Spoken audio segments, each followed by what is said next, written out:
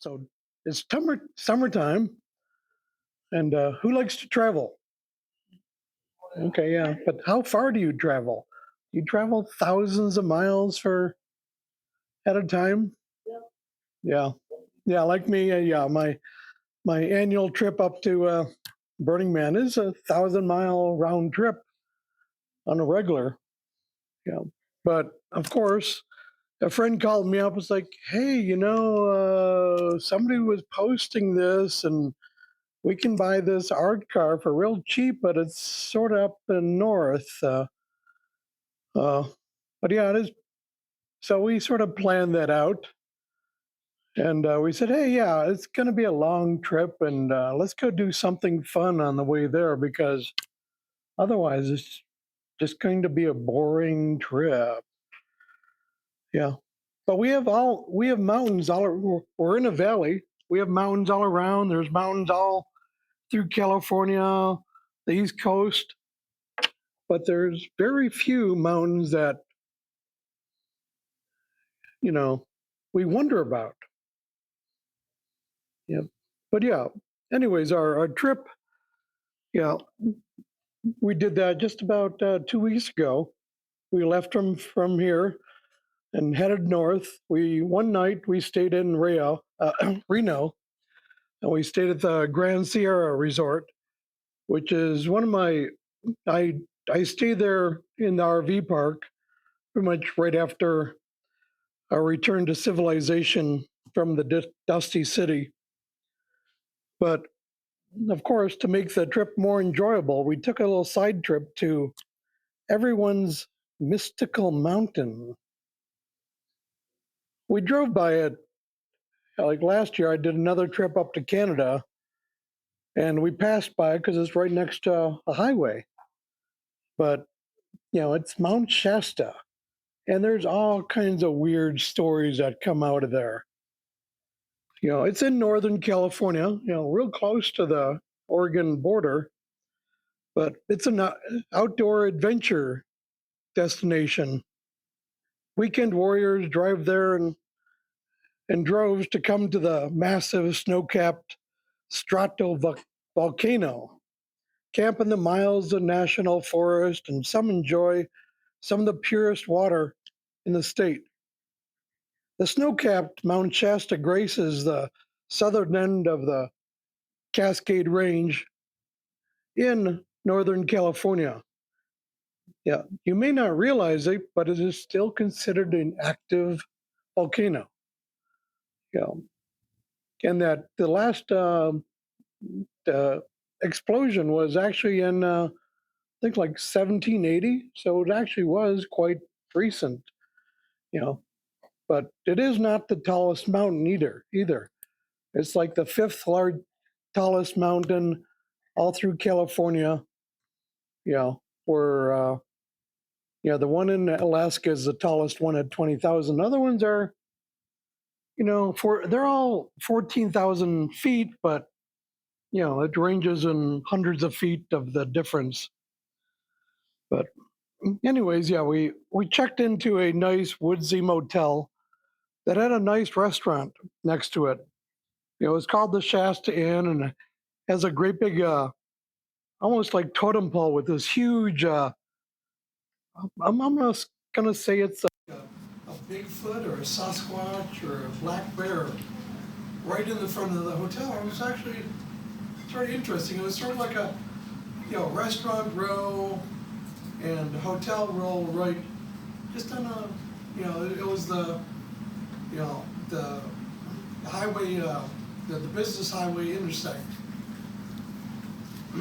But yeah, and of course also there, if you've ever been to the Black Bear diners all through here, they're all kitschy and they're cute, not maybe the greatest restaurant, but I enjoyed it because they have good breakfast and dinners and lunch and but of course the reason for that is the very first Black Bear diner started in Mount Shasta. So yeah, that was one of my friends. He said, It's like, hey, that Black Bear Diner that you like is the first one is in Mount Shasta. And when we got there, it's like, yeah, we didn't have breakfast from Reno, so it's like, yeah, we're having a late breakfast right there. It was all cute, and the only reason why I sort of like that is when I was growing up in Michigan, we had a cottage up in the middle of the nowhere on a lake called Big Bear Lake. Okay, and it's all cute, it's all, so that's one of the reasons, because you walk in there and they just got all this bear memorabilia of, about bear caves and this and that. So it's really cute, you know. But yeah, of course, since it is a tourist town, I think the town is only like 3,000, the population of 3,000 people, so it actually is very small. But it is sort of a little hippie town too, because there's all kinds of crystal shops and spiritual shops, and of course, we went through each one. I bought a few crystals here and there, and went to the thrift store. Sometimes the thrift stores and the small shops have some of the most unique things. It's like, oh yeah, we're gonna pick up that and that and that. And then at Mount Shasta, which is, basically you can see Mount Shasta for like close to 100 miles around. And, you're always driving through these huge, thick forests where the trees are, normally probably 100 feet tall. That's a small one, okay? Yep. But yeah. Yep. And then we drove up to the ski lodge, which is about halfway up the mountain. But the snow cap is actually still very prevalent, even when we got there. Yeah. But it was a pleasant view, and it was nice and cool, and we needed a jacket at night, but not during the day. But for some people seem to be drawn to that whole area.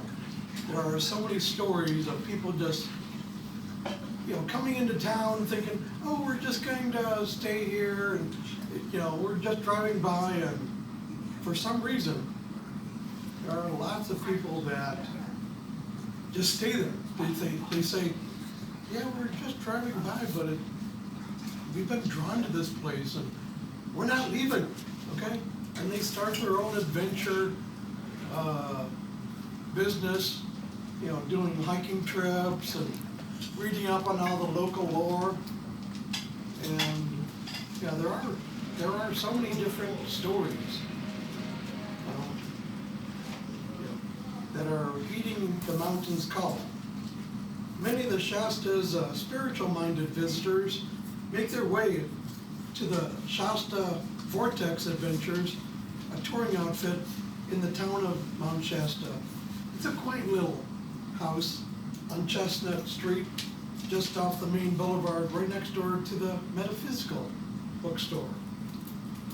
The mountain pulls in approximately 26,000 visitors each year, according to the Chamber of Commerce, and as the straw poll of the town indicates, many of those visitors never leave. As they say, I was called, the mountain called me, he said.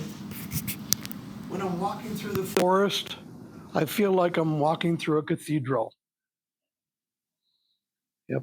And it's always been that way. Through all the tribes, each one has a story of ceremonies, of just weird things happening. But then, there are actually several TV shows that sort of dedicate a lot of their stories to the paranormal activities around Mount Shasta. Being in an active volcano, there are actually volcano tubes all around the area.